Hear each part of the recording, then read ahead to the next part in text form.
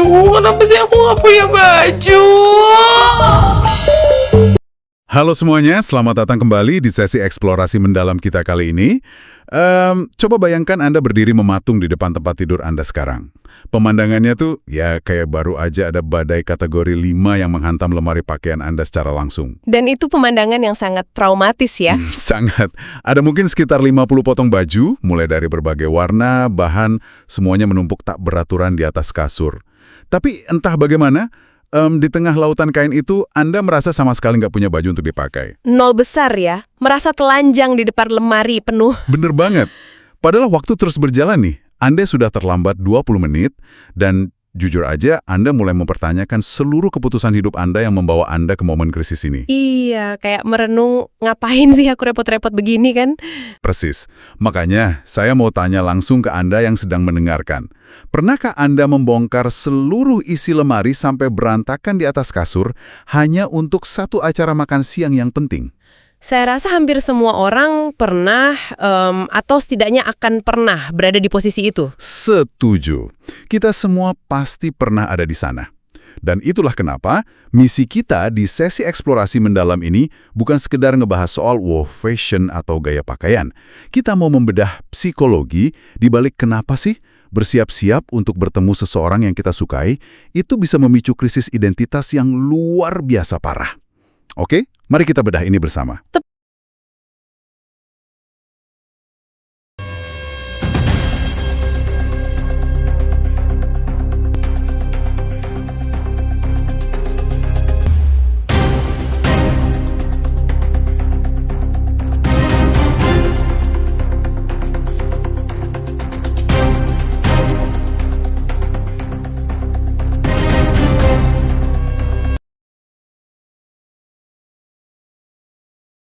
Tepat sekali. Karena lemari pakaian itu tiba-tiba berubah fungsi. Dari yang tadinya cuma tempat penyimpanan baju, tiba-tiba menjadi semacam ruang interogasi mental. Ruang interogasi, wow itu istilah yang pas banget. Iya kan? Pakaian itu bukan lagi sekedar kain penutup tubuh. Di momen itu, baju menjadi representasi dari nilai diri kita, ketakutan kita, dan ekspektasi kita terhadap bagaimana orang lain memandang kita. Dan itu sejalan banget dengan sumber teks kita hari ini. Kita punya ulasan yang menurut saya luar biasa menarik. Kita bakal bahas sebuah momen viral dari sinetron Terikat Janji. Ah, iya, adegan yang itu sangat ikonik. Ikonik, tapi uniknya ini bukan adegan dramatis yang penuh ledakan amarah atau pertengkaran hebat gitu.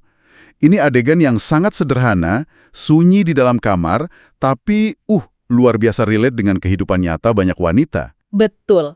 Adegan di mana karakter Davina yang diperankan oleh Asha Asuncao ini mengalami semacam kelumpuhan mental total saat milih baju. Iya, untuk acara makan siang bersama karakter Sena.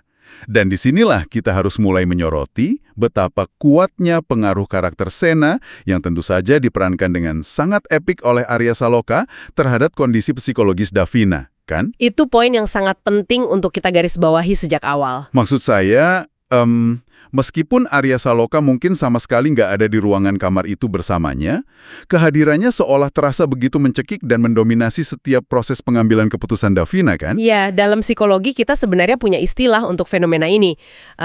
Kita menyebutnya konsep imaginary audience atau penonton imajier. Penonton imajiner kayak ada orang tak kasat mata yang nontonin kita gitu. Kurang lebih begitu. Saat kita bersiap untuk kencan atau pertemuan penting, kita itu udah nggak lagi ngaca pakai mata kita sendiri. Kita mulai mensimulasikan tatapan orang lain di kepala kita. Oh, paham. Jadi kita mikir, kira-kira dia bakal lihat baju ini gimana ya? Persis. Dan dalam kasus ini, sosok Sena yang dibawakan oleh Arya Saloka telah menjadi penonton imajiner yang sangat kritis, yang duduk manis di dalam kepala Davina dan menilai setiap bajunya. Menyeramkan sekaligus masuk akal. Nah, kalau gitu mari kita bongkar prosesnya deh. Karena teks sumber kita ini merinci proses eliminasi pakaian Davina kayak sebuah operasi militer yang gagal total. Iya, proses eliminasinya sangat terstruktur, tapi berantakan di saat yang sama. Kan Davina ini aslinya digambarkan sebagai wanita yang ceria, penuh percaya diri. Nah, pintu lemarinya dibuka lebar nih, dan dia memulai usaha pertamanya dengan sebuah baju berwarna merah. Pilihan pertama yang sangat berani. Benar. Baju merah ini menurut teks kita tuh terlihat sangat cantik dan mencolok.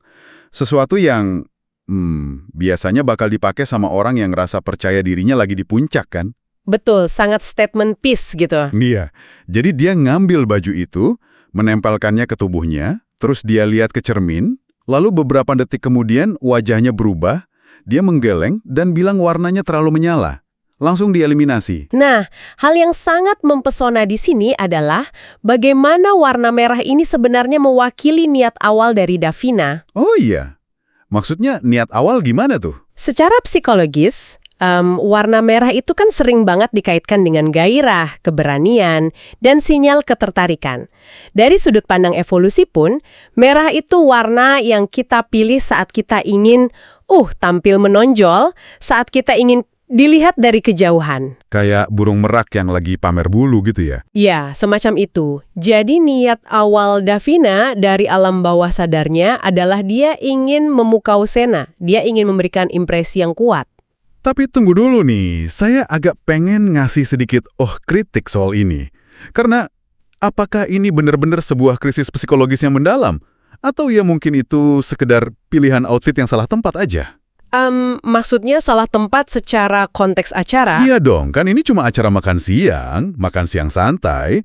Kadang baju merah yang terlalu mencolok itu ya emang terlalu berlebihan kan? Mungkin dia cuma nyadar, ini terlalu ngejreng, bukan karena krisis ekspektasi.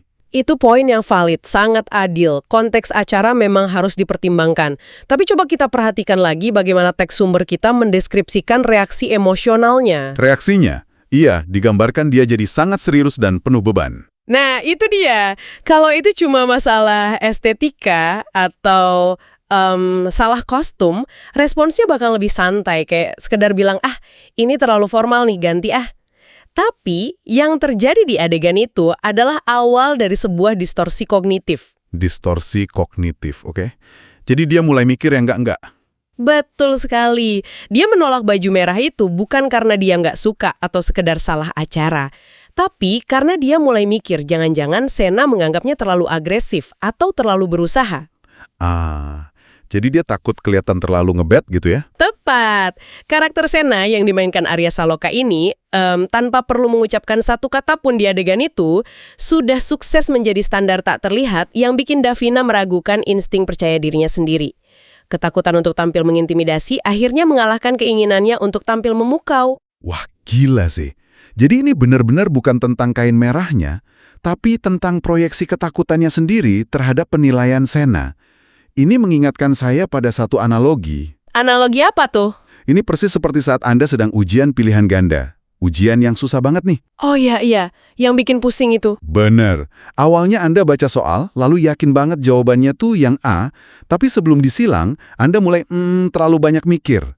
Anda mikir, tunggu dulu, dosen pembuat soal ini kan galak. Nggak mungkin dia bikin jawabannya segampang ini di A. Pasti ada jebakan nih. Hahaha, ya. Mulai overthinking sama niat pembuat soal ya. Persis.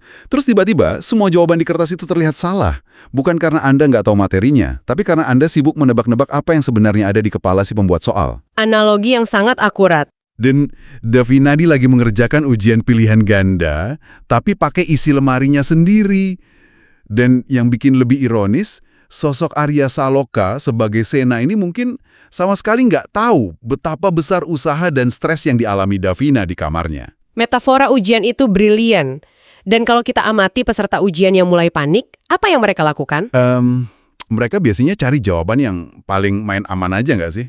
Daripada ambil risiko? Betul. Mereka kehilangan kepercayaan diri pada insting pertama mereka dan mulai mencari opsi yang terasa paling aman, bukan yang paling benar. Dan itulah yang persis dilakukan Davina di fase eliminasi berikutnya. Nah, nyambung banget nih.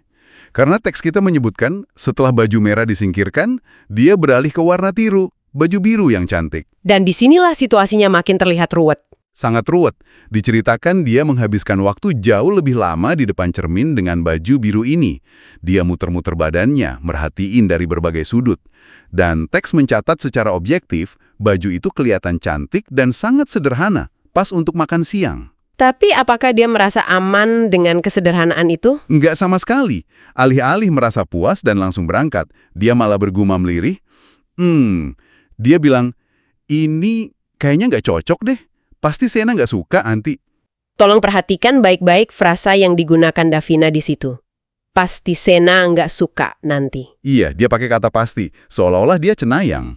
Nah, ini adalah contoh yang sangat klasik dari apa yang kita sebut dalam terapi perilaku kognitif atau CBT sebagai mind reading, membaca pikiran. Membaca pikiran orang yang bahkan belum lihat bajunya. Tepat. Davina kan jelas nggak punya bukti empiris apapun kalau Sena membenci warna biru. Dia nggak lagi bikin kuesioner buat Sena kan? Hahaha, iya. Nggak ada polling warna favorit sebelum kencan. Tapi kecemasannya itu memproyeksikan sebuah skenario penolakan yang seolah-olah mutlak. Dan disinilah kita bisa melihat betapa pentingnya kekuatan akting seorang aktor. Maksudnya gimana tuh hubungannya sama akting? Arya Saloka melalui penampilannya berhasil menciptakan sosok Sena yang begitu karismatik dan begitu berharga di mata karakter Davina, sehingga ketakutan akan opini Sena ini mampu menimpa atau mengalahkan realitas objektif bahwa baju biru itu sebenarnya sangat cantik dan pantas untuknya. Gila ya? Dominasi Arya Saloka sebagai Sena di pikiran Davina benar-benar sekuat itu. Dia menolak dirinya sendiri sebelum Sena punya kesempatan untuk memberikan komentar apapun. Dia mendahului penolakan itu untuk melindungi dirinya sendiri. Benar-benar sebuah fenomena mental yang melelahkan. Nah, lanjut lagi nih. Setelah biru dibuang, dia nyoba baju pink lengan panjang. Warna pink biasanya melambangkan sesuatu yang manis ya. Iya, dan teks sumber menggambarkan sempat ada secercah harapan di titik ini. Wajah Davina diceritakan sempat berbinar pas lihat warna pink lembut itu memantul di cermin. Sebuah reaksi yang positif akhirnya. Sempat positif. Dia bahkan udah mulai merapikan rambutnya. Seolah-olah ngasih sinyal, oke, ini dia nih, kita udah nemu pemenangnya. Bisa berangkat sekarang. Tapi kita tahu itu nggak bertahan lama kan? Sayangnya iya. Hitungan detiknya balik lagi. Dan kegembiraan itu sirna begitu aja. Dia narik napas panjang, menghela napas, dan bikin kesimpulan, ini baju biasa aja, pasti Sena nggak tertarik deh. Dan di titik pink inilah kita secara utuh melihat spektrum penuh dari apa yang disebut choice paralysis atau kelumpuhan mengambil keputusan. Kelumpuhan karena terlalu banyak mikir ya? Betul. Pikiran Davina ini terjebak di dalam pendulum yang berayung sangat ekstrim. Coba Anda perhatikan. Baju merah tadi dianggap terlalu berlebihan, sekarang baju pink dianggap terlalu biasa saja, membosankan. Terus dia nyari apa dong? Warna apa yang ada di tengah-tengah berlebihan dan membosankan? Itu masalahnya. Dia sedang mencari sebuah titik keseimbangan mistis yang sebenarnya nggak pernah ada. Keseimbangan mistis. Kenapa nggak ada? Karena dia sudah sepenuhnya melepaskan otoritas atas tubuhnya sendiri. Dia menyerahkan kuasa penentuan itu kepada interpretasi orang lain. Wah, ini dalam banget sih. Ketika pesona Arya Saloka sebagai Sena mendominasi ruang pikirannya secara absolut, pakaian itu nggak lagi dievaluasi berdasarkan kenyamanan Davina, melainkan dievaluasi berdasarkan probabilitas apakah baju ini bisa memanipulasi reaksi positif dari Sena atau tidak. Anda tahu nggak? Dengerin Anda menjelaskan rentetan proses itu aja, rasanya saya udah capek banget. Energi saya ikut terkuras loh ngebayanginnya. Memang sangat menguras glukosa mental. Betul. Otaknya Davina tuh bekerja luar biasa keras untuk memproses variabel-variabel yang sebenarnya nggak eksis di dunia nyata. Jadi, ketika warna-warna cerah yang melambangkan emosi ini pada gagal... Ya, merah untuk gairah gagal, biru untuk ketenangan ditolak, pink untuk kelembutan juga dibuang. Terus kemana lagi dia harus berlari mencari baju? Tentu saja ke wilayah netral. Kita buang aspek emosionalnya dan mencoba pakai logika murni aja. Ini observasi yang sangat tajam. Ketika kita mengalami decision fatigue, kelelahan mengambil keputusan, otak kita itu benar-benar kehabisan bensin. Udah nggak sanggup mikir nilai estetika ya? Betul. Kita nggak punya lagi kapasitas buat memproses nuansa emosi dari sebuah pakaian. Jadi, sebagai mekanisme pertahanan terakhir, otak kita beralih ke pendekatan yang murni fungsional, murni rasional. Cari aman. Cari aman maksimal. Kita mulai mencari pakaian yang secara sosial mustahil disalahkan oleh siapapun. Warna-warna netral itu adalah tempat persembunyian yang sempurna. Tempat persembunyian yang sempurna. Saya suka banget istilah itu. Dan emang itu yang dilakukan Davina. Teks sumber nyebutin dia akhirnya beralih ke baju berwarna hitam. Hitam, warna netral paling absolut. Benar, hitam itu warna aman universal kan? Di teks dikatakan bajunya bikin dia terlihat elegan dan dewasa, tapi, nah ini tapinya, otaknya kan udah terlanjur masuk ke mode sabotase diri tuh. Mode panik belum mati ya? Belum. Jadi pas dia pakai baju hitam itu, otaknya otomatis nyari alasan baru buat menggagalkannya. Dia memutuskan hitam itu terlalu gelap untuk dipakai makan siang. Sebuah alasan rasional yang dicari-cari. Tapi jujur aja, khusus untuk yang satu ini, saya agak setuju sih sama dia. Maksudnya, pakai baju hitam elegan di siang bolong yang panas, ya emang agak berat dan salah kostum sih.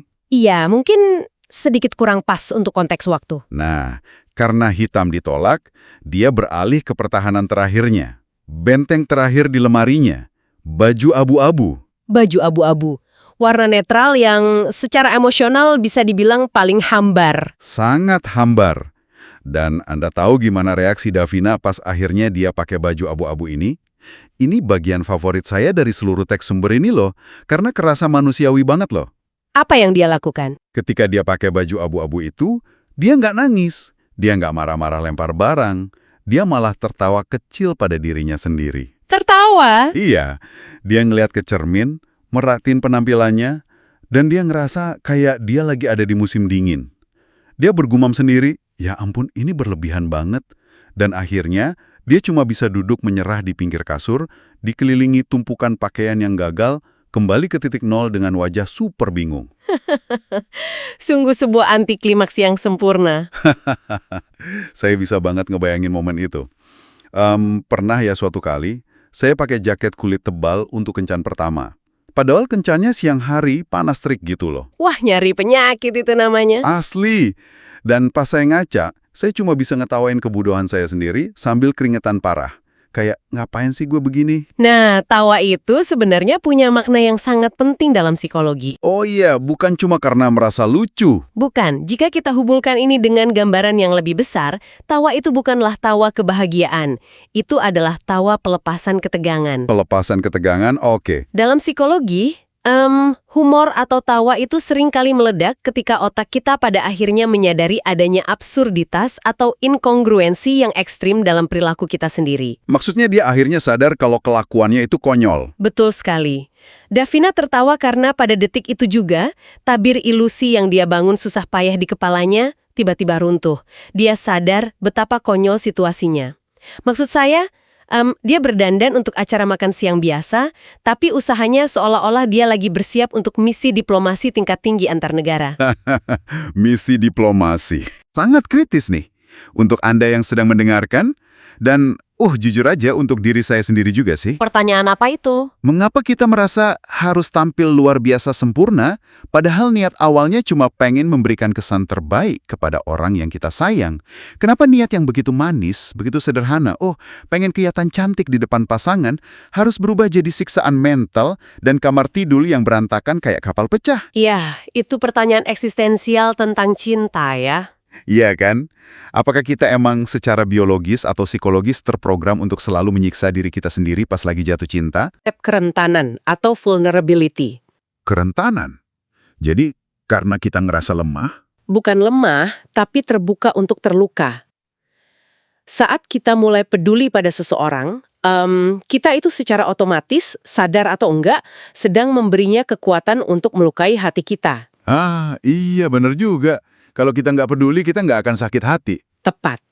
Dan ketika karakter Sena yang diperankan oleh Arya Saloka ini perlahan menjadi sosok yang begitu bernilai secara emosional di mata Davina. Arya Saloka jadi sosok penting nih di pikiran dia. Benar. Ketika itu terjadi, Davina pada dasarnya sedang membuka dirinya terhadap risiko penolakan yang besar. Nah, berusaha tampil sempurna tanpa celah itu sebenarnya adalah semacam baju besi. Baju besi pelindung. Iya, itu adalah mekanisme pertahanan diri. Cara pemikiran bawah sadarnya bekerja itu seperti ini. Jika aku terlihat benar-benar tanpa celah, jika nggak ada satupun benang yang salah pada pakaianku hari ini, maka Sena nggak akan punya alasan rasional sedikit pun untuk menolakku. Wow, merinding saya dengarnya. Jadi baju-baju yang numpuk di kasur itu sebenarnya bukan soal fashion sama sekali. Mereka itu perisai pelindung. Tepat. Perisai untuk menangkis penolakan. Tentu saja, secara logis kita tahu itu ilusi belaka kan.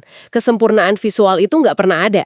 Dan ketertarikan seorang manusia kan pastinya jauh lebih kompleks dari sekedar warna baju merah atau biru. Betul sekali.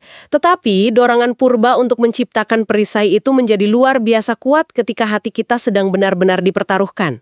Itulah mengapa adegan yang kelihatannya sepele ini cuma milih baju, memiliki bobot psikologis yang sangat berat. Mekanisme pertahanan diri yang akhirnya bermanifestasi dalam bentuk baju abu-abu musim dingin di acara makan siang yang panas.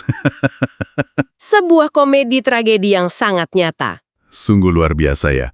Bagaimana sebuah adegan sinetron harian yang mungkin sering diremehkan orang ternyata bisa menangkap nuansa psikologis sekompleks ini. Itu karena penulisannya berangkat dari kejujuran emosi. Dan yang lebih menarik lagi, penonton di rumah ternyata menangkap frekuensi yang persis sama dengan analisis kita. Narasi kepanikan ini ternyata nggak cuma hidup dan berhenti di layar kaca. Oh, tentu tidak. Ada gaung sosialnya. Iya, adegan ini bergema sangat kuat di dunia nyata, terbukti dari reaksi penonton di media sosial. Dan reaksi audiens itu selalu menjadi termometer yang paling akurat ya, untuk mengukur seberapa autentik suatu penceritaan. Termometer, iya bener banget. Ketika ribuan orang melihat ke layar TV mereka, melihat kepanikan absurd seorang karakter fiksi, dan secara serempak mereka bergumam, wah itu aku banget. Anda tahu bahwa penulis dan aktornya telah sukses menyentuh sebuah saraf kebenaran universal. Dan teks kita ini mengutip langsung beberapa reaksi netizen yang membanjiri kolom komentar. Mereka merasa sangat terhubung dengan frustrasinya Davina. Apa kata mereka di komentar? Ada satu komentar yang bunyinya gini, Davina, aku juga kayak gitu kalau ketemu pacar. Sesederhana itu ya? Ya, pengakuan yang sangat sederhana, jujur, nggak bertele-tele, dia mengakui kesamaan nasib. Tapi, ada juga komentar lain yang lebih menyoroti dinamika antara kedua karakter ini.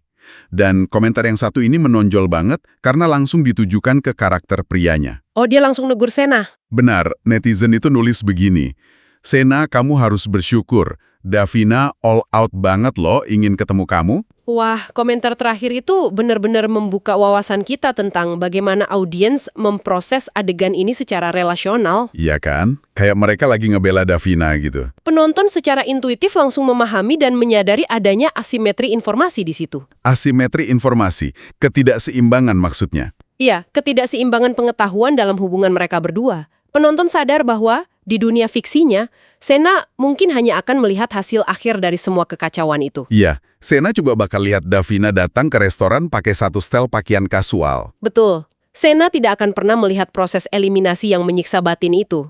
Dia nggak tahu ada keraguan berjam-jam di depan cermin atau lautan baju gagal di atas kasur. Kasian ya Davina, semuanya kerja keras yang tidak terlihat.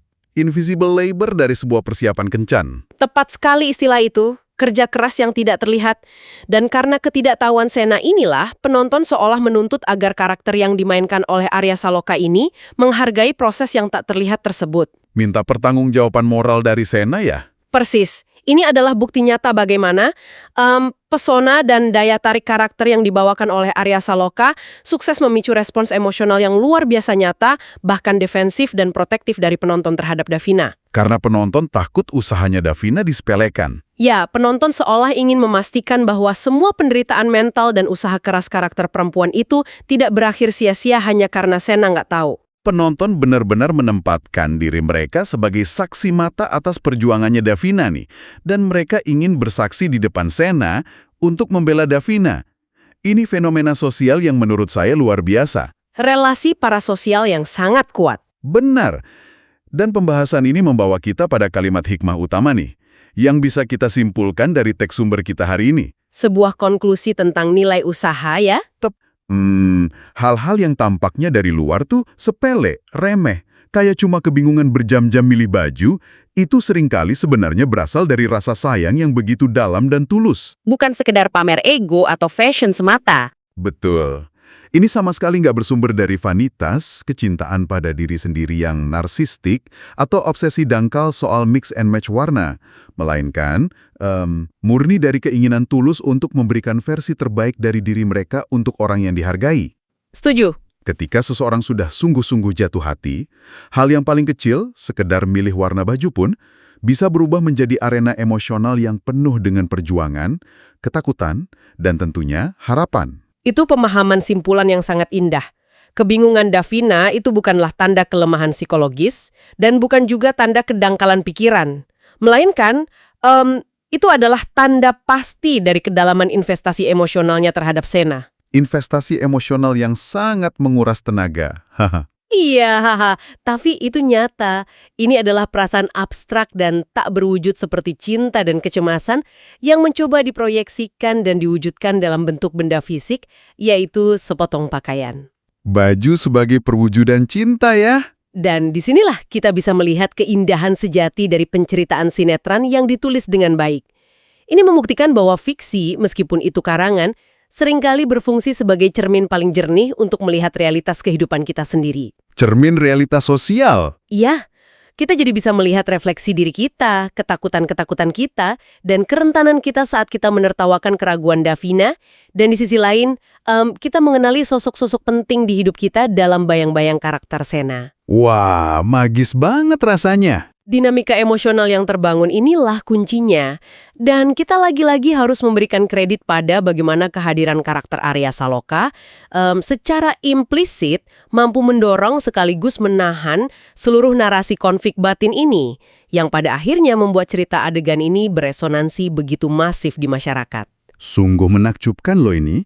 Bayangin, kita bisa mengambil satu adegan yang mungkin durasinya di layar TV cuma tayang 2 atau 3 menit aja, tapi kita bisa membukanya, membedahnya menjadi sebuah sesi eksplorasi mendalam tentang ekspektasi, kecemasan kognitif, cinta, dan bagaimana kita memandang diri kita sendiri hanya lewat lensa pandangan orang lain. Karena detail-detail kecil itulah yang paling mewakili pengalaman manusiawi kita. Betul sekali. Jadi, untuk merangkum seluruh pembahasan kita yang luar biasa ini, di balik setiap helai pakaian yang berserakan, berantakan di atas kasur Anda, di balik baju merah yang dibatalkan karena takut terlalu mencolok, baju biru yang diragukan tanpa alasan objektif yang jelas, dan baju abu-abu yang Anda tertawakan sendiri karena absurditasnya. Semuanya bermuara pada satu hal yang sama. Ya, terdapat usaha manusiawi yang sangat tulus untuk dihargai, diterima, dan dicintai oleh orang tersayang. Karakter Sena yang diperankan dengan sangat menawan oleh Arya Saloka mungkin nggak punya hak istimewa untuk melihat proses panik itu secara langsung. Tapi penonton, netizen, dan tentu saja Anda yang sedang mendengarkan sangat memahami setiap detik penderitaannya. Karena pada akhirnya, terlepas dari berapa usia kita atau dari latar belakang apa kita berasal, kita semua pasti pernah menjadi Davina dalam satu atau lain hal di kehidupan kita. Gak bisa dihindari ya. Gak bisa. Kita semua pasti pernah berdiri mematung di depan cermin kehidupan kita, menimbang-nimbang dengan cemas dan bertanya-tanya, versi mana sih dari diri kita yang rasanya cukup aman dan cukup baik untuk kita sajukan kepada dunia? Atau terkhusus kepada seseorang yang sangat amat kita hargai. Tepat sekali. Sentuhan penutup yang bikin merinding. Dan yang sangat menarik nih, diskusi hangat yang baru aja kita bedah panjang lebar bersama ini sebenarnya bersumber dari ulasan komunitas di sebuah channel YouTube bernama Motivasi David. Oh, sumber teks yang sangat kaya dan reflektif. Benar, teks sumber dari channel itu nggak cuma menyajikan analisis sepihak, tapi juga melempar percakapan dan pertanyaannya ke audiens, ke kita semua. Jadi, kami ingin meneruskan estafet pertanyaan itu langsung kepada Anda yang lagi dengerin. Ayo, kita dengar pengalaman Anda juga. Bagaimana menurut Anda? Apakah Anda juga pernah merasakan bingung yang luar biasa sampai di tahap overthinking parah saat milih pakaian untuk bertemu seseorang yang spesial? Pernahkah kamar Anda terlihat kayak zona bencana alam setelah proses itu? Hahaha, zona bencana. Dan mari kita bermain sedikit dengan imajinasi kreatif kita nih. Anggap aja kita sutradaranya. Menurut Anda, baju warna apa sih yang paling objektif dan cocok dipakai Davina untuk bertemu Sena di acara makan siang itu? Merah, biru, pink, hitam, abu-abu, atau warna lain? Tulis jawaban, pendapat, atau keluh kesah pengalaman pribadi Anda di kolom komentar ya. Dan sesuai dengan pesan dari teks sumber kita hari ini, jangan lupa untuk dukung terus channel Motivasi David. Pastikan dukung terus channelnya. Ya, agar channel itu bisa selalu menghadirkan cerita-cerita romantis, ulasan hangat, dan tentunya yang penuh makna tentang Arya Saloka dan artis-artis favorit lainnya. Pastikan ada klik tombol like, share video ini, dan subscribe channel Motivasi David. Serta jangan lupa aktifkan lonceng notifikasi supaya Anda nggak ketinggalan kisah manis dan pembahasan mendalam berikutnya. Dan sebelum kita benar-benar mengakhiri sesi eksplorasi mendalam kita kali ini, saya ingin meninggalkan Anda dengan satu pemikiran provokatif. Silakan.